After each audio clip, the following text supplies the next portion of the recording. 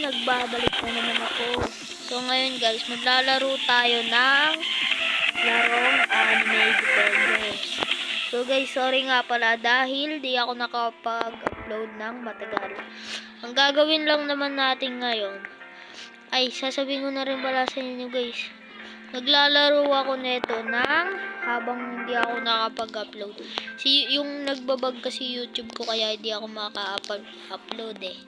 Ngayon, mag-a-upload na tayo. Ang gagawin lang natin naman ngayon ay magano tayo. Sasabihin ko sa inyo kung paano ba makakuha ng maraming gems.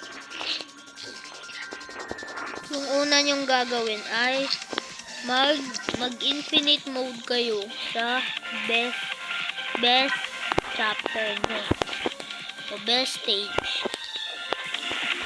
Kasi yun ay pag maraming waves na kayo, maraming ano kayong makukuha, maraming gems. So ang sunod naman pwede nyong gawin ay magpaano sa AFK zone. So guys, pag nag-ano kayo, pag matutulog na kayo, punta lang kayo sa AFK zone, tapos mag-AFK kayo doon buong gabi.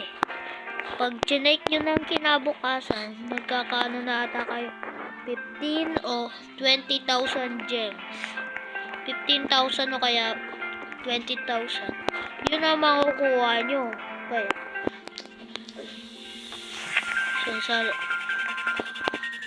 yung makukuha nyo. Tapos suggest ko lang naman sa inyo guys na kunin nyo itong dalawa. Kunin nyo ang dalawa, si Bulma tsaka si Pink Rockstar. So guys, kasabi ko naglolo ko sa YouTube.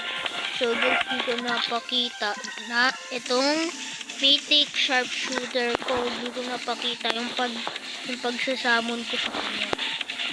So guys, yun lang po ang itong video na to.